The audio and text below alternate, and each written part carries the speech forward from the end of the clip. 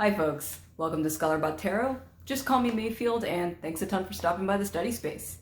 Today we're going to do another hashtag, Am I a Cliche Tarot Reader?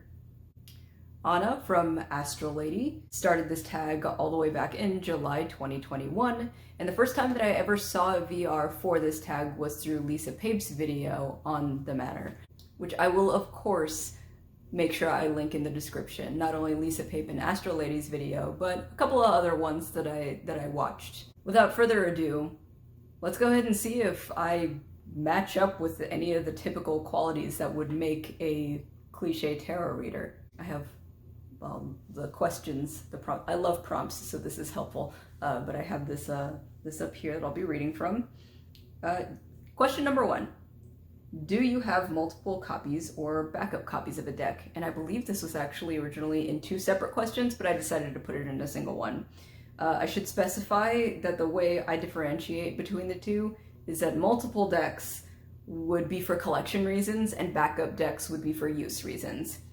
And my answer to both of those is yes, to multiple copies of decks and backup copies as well. I have 2 different editions of the 5-Cent Tarot by Madame Clara, but I also have backup copies of that 2nd edition as well. And I believe I have quite a few backup copies of the Divine Diversity Tarot. I have 2 separate copies of the Visions in the Liminal Space. And for multiple copies, I have the 1st and 2nd edition of the Tarot Bot and a couple different editions of the Triumph della Luna because I'm a sucker. Question 2. Do you have a tarot tattoo? No, not yet. Question 3. Tea or coffee with tarot? Well, I mean, I drink both. I typically do my readings during the afternoon, so I would usually just do tea or sparkling water. I reserve coffee for the first thing in the morning. Question number 4. Any crystals? Kind of. A friend of mine once told me, you don't gift a knife guy a knife. You gift them displays and sharpeners for that knife. Same concept, right?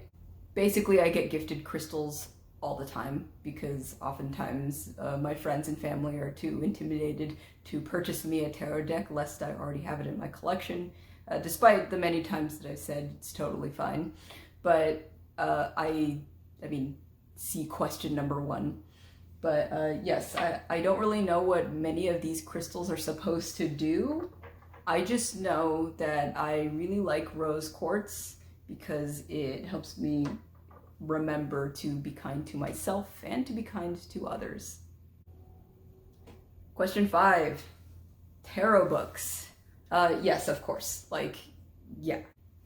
In addition to your standard tarot guides that I do have, I mainly use this one for reference. I also have some tarot adjacent and other types of scholarly books. I mean, this is a study space after all.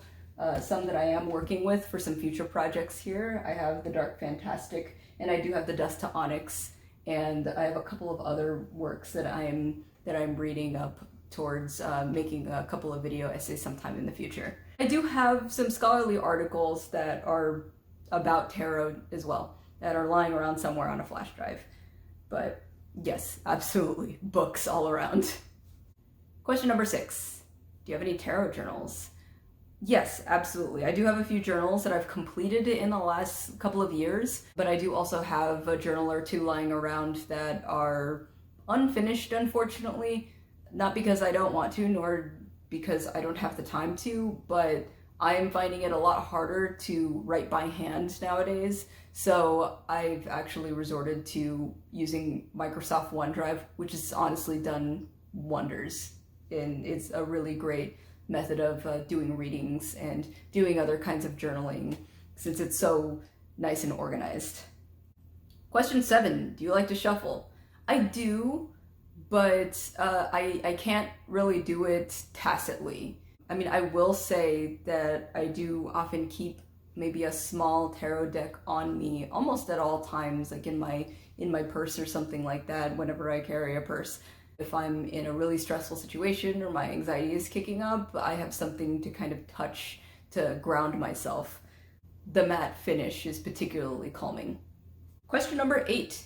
Do you have candles? Yeah, I can't be trusted with fire. Question number 9. Do you have fairy lights? What the hell are fairy lights? Question 10. Do you have bags and cloths? Not on purpose. Most of the bags and cloths that I have in my collection were just part of a bundle that I pre-ordered or backed. Question number 11. Do you have a purgatory drawer? Not a drawer per se, more like a purgatory box. I mean, it's in my closet right now. It has maybe 4 decks or so. I also have a master inventory list that lists all of the decks that I own, and anything that's in danger of leaving my collection does get highlighted in purple and gets tossed in the box. And finally, question number 12. Do you have modding tools? Yes, and of course, it's the same stuff that Boho Tarot recommended. If you want to see some of my modded decks, the link should be up top in the corner pocket over here. So there you have it. It sounds like I am more or less a cliche tarot reader, and I wanted to know if you guys think that you are under that category. I know that there are plenty of other VRs that have like a little extra questions that add to the criteria of what a cliche tarot reader is, but I think it's more fascinating to hear what those different questions are and just the way that it shapes the way that we conceive of, what does it mean to be a tarot reader based off of the habits that we have that are tarot adjacent, or perhaps not even all that related to tarot at all, such as, what does drinking coffee or tea have anything to do with it, right? So definitely leave your thoughts in the comments. As per usual, be sure to make discourse and not war. And once again, thanks a ton for stopping by the study space. I'll catch you guys next time. Bye!